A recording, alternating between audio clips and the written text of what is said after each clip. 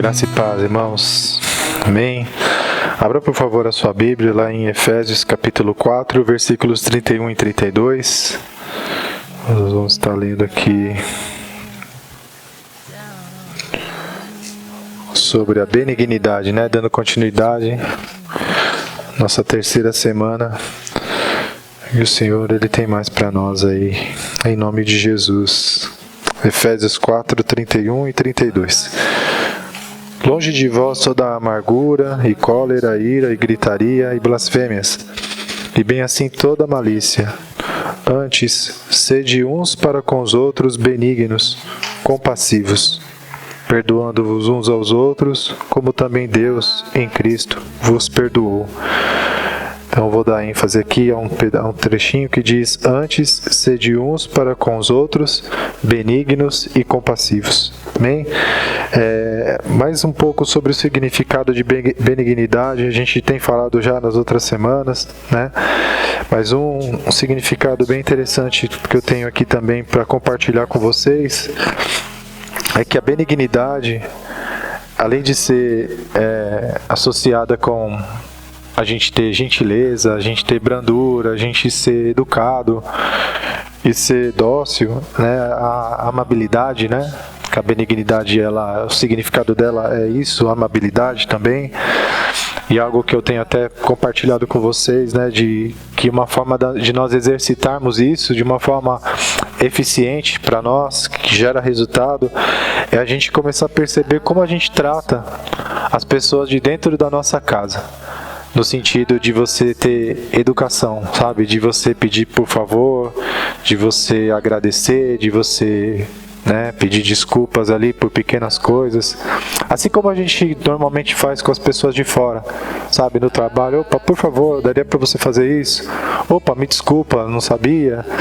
Às vezes dentro de casa, talvez por nós convivermos, né, com as pessoas ali, né, nossa esposa, filhos, parece que isso não é necessário, né? Parece que a gente fica no automático e que tudo que eles fazem ou nós fazemos é tudo uma obrigação, ou, né, nada mais do que obrigação.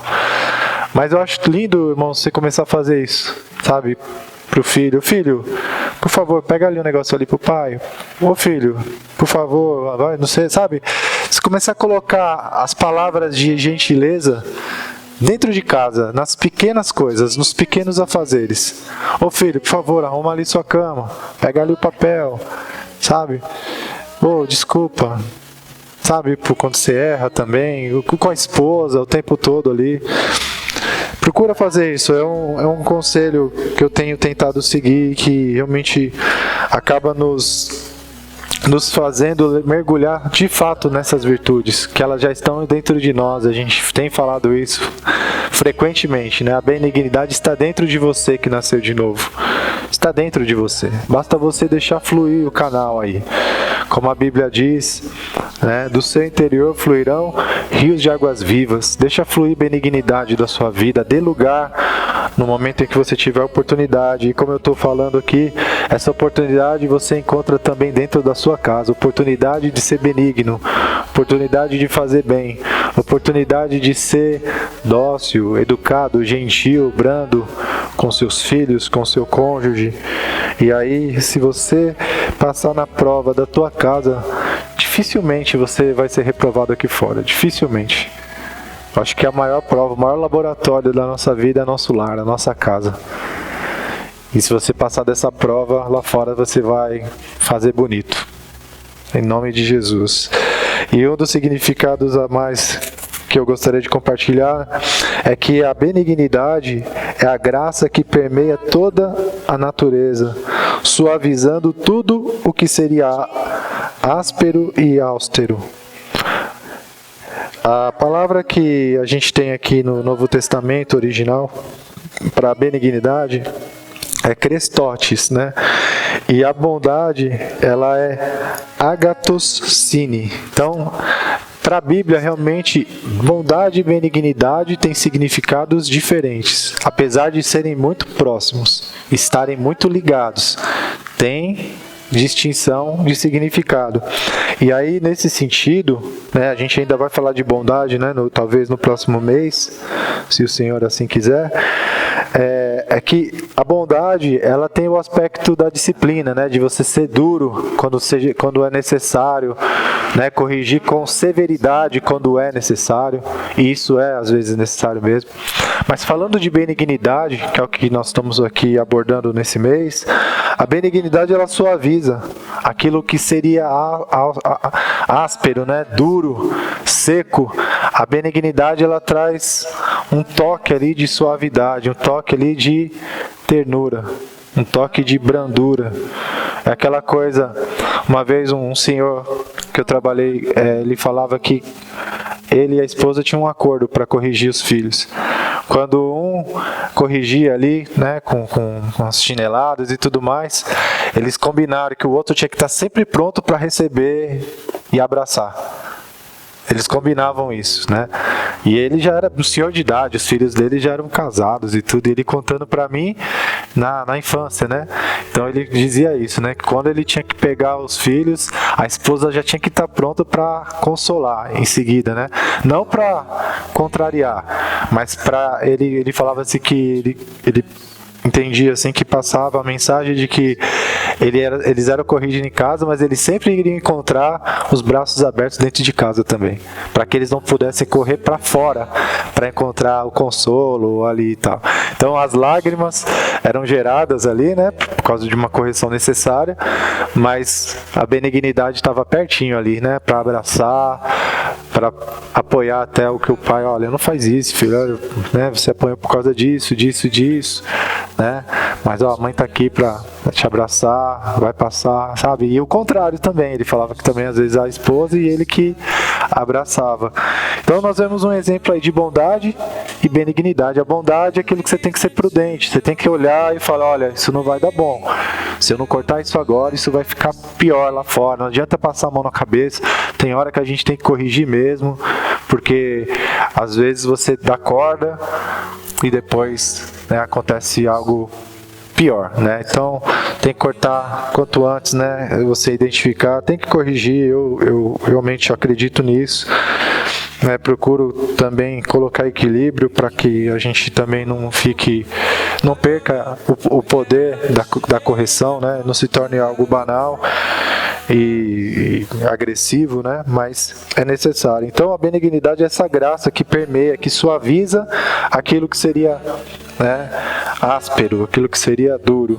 Eu vivo muito isso, sabe? Falando de testemunhos assim, como os meus filhos, é bem comum isso, né? Correção, ainda mais na idade que eles estão, e a gente vê assim essa questão de ser duro e ser mole também, sabe? Ao mesmo tempo, em um momento duro, outro momento, sabe? E é interessante que a criança, realmente, ela vira a chavinha dela totalmente, ela não guarda rancor nem mágoa de ter tomado uma chinelada ali justa, né? Por causa de coisas que aprontou mesmo, né? E, como eu falei, tem coisas que se você não corta, isso pode se tornar ali, às vezes, mas é só um brinquedo, às vezes é só uma sujeira na casa. Se você der corda, isso pode se tornar algo muito ruim lá na frente, lá fora, né? Porque é dentro de casa que se corrige para que o mundo lá fora não venha corrigir. Porque a correção ela vem de uma forma ou de outra. Se a gente sair do caminho, né? Pisar assim no território das outras pessoas, bagunçar o trabalho dos outros.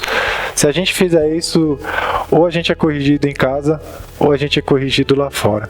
Eu prefiro, né, que os meus sejam corrigidos dentro de casa, mesmo sabendo que a vida vai ensinar muitas coisas para eles, inevitavelmente, né? Mas glória a Deus por isso.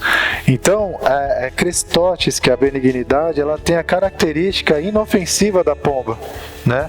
Mas não a prudência da serpente, que é a bondade que a bondade apresenta, que é a prudência, né? De você realmente ficar de olho e apertar ali, né? Chegar junto. A benignidade, ela é inofensiva. A benignidade é aquela coisa de você alguém pedir uma esmola para você e você simplesmente não ficar pensando se ele vai usar para drogas, ou não, você simplesmente é inocente. Você dá aquilo que você tem, ou você dá um doce que você tem no carro, um biscoito, ou um dinheiro mesmo sabendo que talvez ele possa usar aquilo para outras coisas. Aí você entra até com a prudência, né? A prudência é aquilo que você vai, se você identifica alguma coisa, mas falando de benignidade, irmãos, ela é inofensiva, é como a pomba. Ela simplesmente, ela quer que a outra pessoa se sinta bem, ela quer que a outra pessoa tenha algo bom, ela quer fazer bem. Ela quer fazer bem. É exatamente isso. Por isso que só a benignidade sozinha acaba não sendo bom pra gente. Tem que ter o equilíbrio. Até voltando pro exemplo de filho. Benignidade é aquela coisa de você querer dar algo pra ele, mesmo sem ele merecer, sabe? Você dá um brinquedo porque você quer ver ele sorrir, mesmo que ele aprontou a semana inteira. Mas aí você quer fazer alguma coisa. Por isso que tem que ter o equilíbrio. Senão você acaba, né, estragando, né? Mas é isso. A benignidade é mimar. A benignidade é você fazer alguém feliz, sem colocar critérios, sem falar, eu vou dar um presente pro meu filho porque é dia das crianças. Não, eu vou dar um presente pro meu filho, vou dar uma recompensa porque ele foi bem nos estudos. Isso tudo entra na prudência, isso tudo tem que entrar no equilíbrio. Mas falando de benignidade seria, quer saber? Eu quero dar isso pra ele hoje, eu quero fazer ele feliz agora, sem nada, sem porquês, eu só quero fazer. Então a gente entende que se a gente fazer isso o tempo todo, a vida toda, a gente vai criar filhos mimados, né? Que ele não vai ter, não vai dar valor, né, para as coisas. Ele vai só ganhar, mas não vai ter os ensinamentos que a vida exige, né? E que nós temos a obrigação de dar para eles como pais. Essa é a nossa responsabilidade. E lá em Mateus capítulo 10, versículo 16, nós vemos esses dois aspectos no mesmo lugar ali, onde Jesus, o Senhor, ele nos ensina, né? Essas duas coisas, por isso que a gente precisa ter o equilíbrio. Mas como nós estamos falando de benignidade nesse mês, nós estamos enfatizando mais essa virtude. Então, Mateus 10, 16 diz assim: Eu vos envio como ovelhas no meio de lobos. Sede, pois, prudentes como as serpentes e simples como as pombas. É como nós trazendo aqui para o ensino de benignidade e bondade, sejam bondosos e benignos, né? Os dois, não só apenas um, mas os dois. Prudentes como as serpentes e simples como as pombas. E o Senhor, ele está falando como? Em qual contexto? No contexto desse mundo, ele está nos enviando para cá, ele nos enviou no meio desse mundo doido aí, né? E é isso que a gente precisa, ser prudente e ser simples. Benignidade e bondade devem andar juntas e serem equilibradas com sabedoria de acordo com a situação.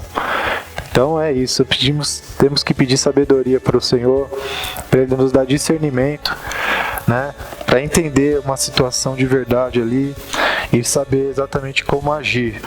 Ou seja, com mais benignidade, ou com mais bondade, ou com uma medida igual dos dois, ou com uma estratégia, como eu disse aqui de um exemplo, né, de alguém que prudência e bondade, benignidade, né, inofensividade, compaixão.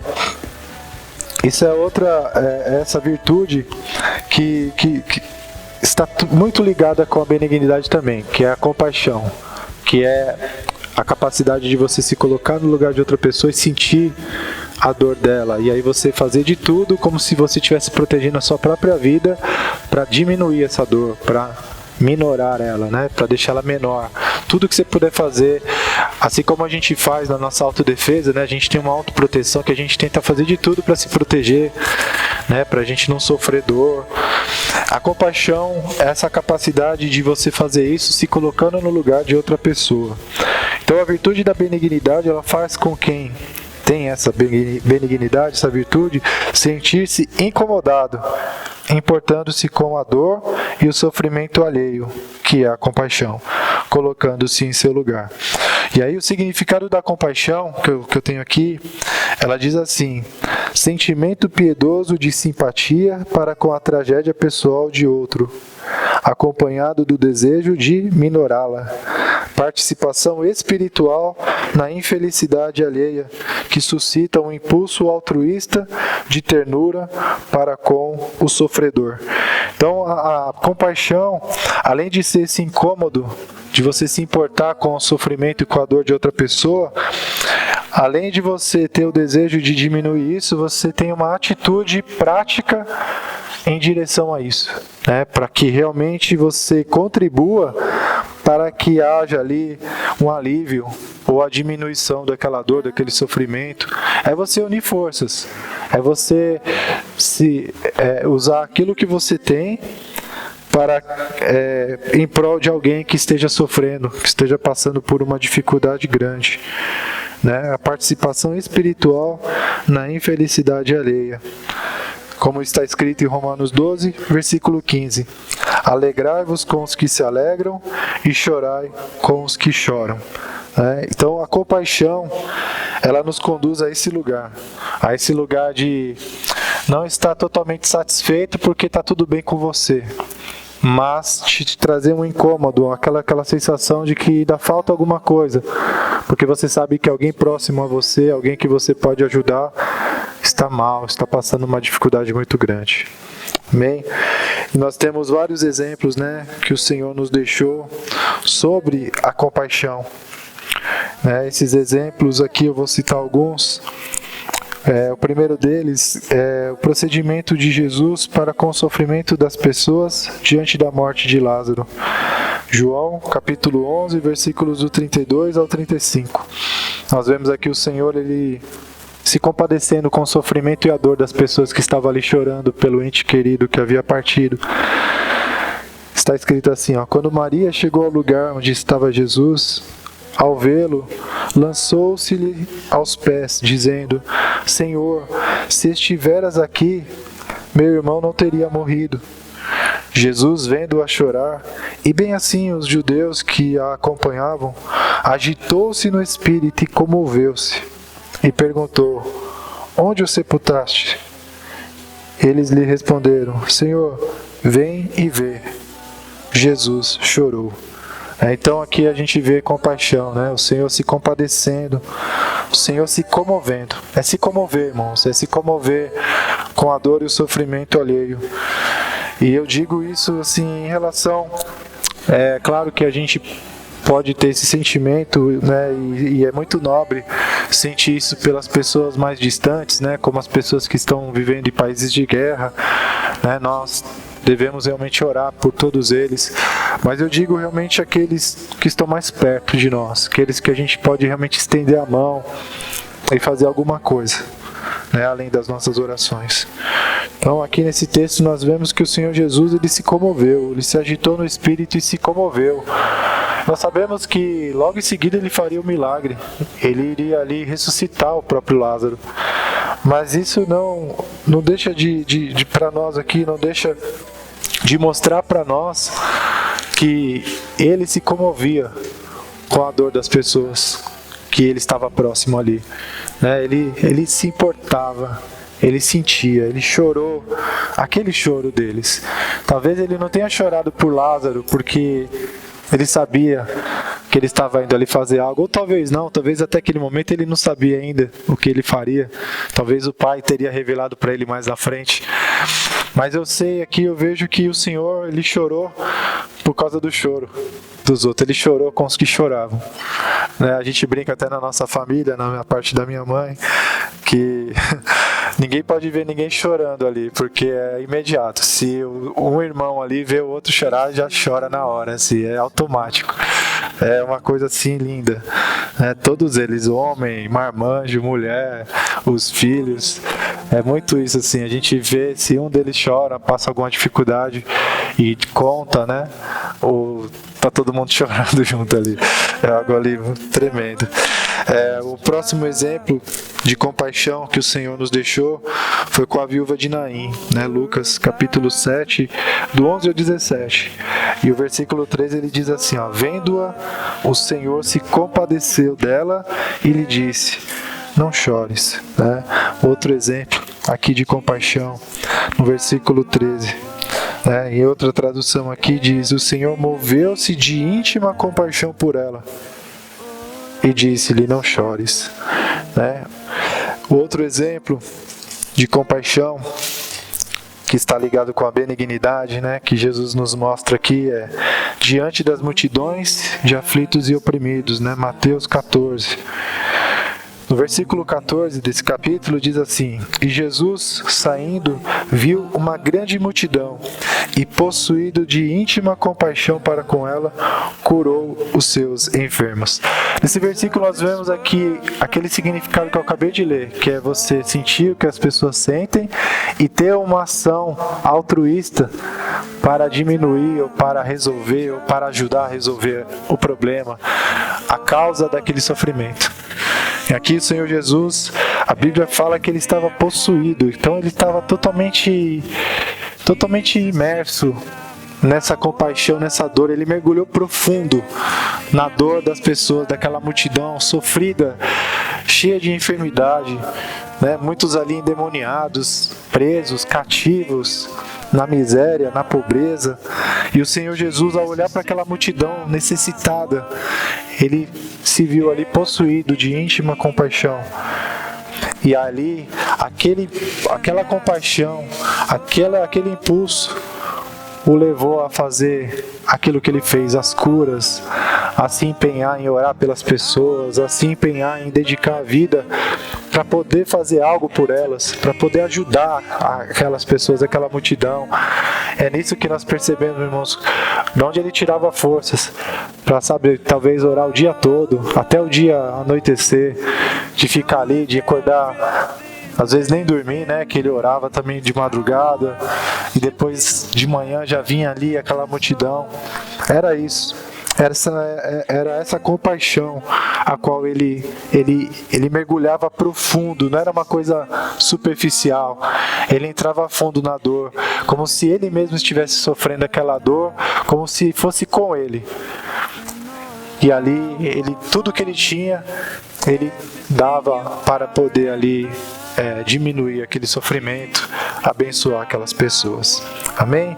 Glória a Deus. É isso por hoje. Nós vamos estar orando, né, para que o Senhor continue a estar nos ensinando aí sobre a benignidade, sobre a compaixão, que é um dos significados de benignidade, né, que é uma das formas, né, de nós fluirmos em benignidade através da compaixão. Como nós falamos, é fazer o bem. Não é o ponto ali de criticar mais, de derrubar. A benignidade é aquela mão que estende para aliviar, para ajudar, para fazer o bem. A benignidade não maltrata. A benignidade trata bem. A benignidade não critica duramente. A benignidade, ela oferece um apoio, ela abraça, ela oferece ajuda, ela se coloca do lado. A benignidade é compaixão, é se colocar no lugar, é se importar, é se comover, é se deixar levar por esse sentimento como se fosse para você, é comprar a briga. É isso. Benignidade é tudo isso e mais um pouco. Nós vamos estar ministrando ainda, né, com a graça do Senhor aqui. Vamos orar em nome de Jesus. Feche seus olhos. Senhor, nós te agradecemos por essa porção que recebemos.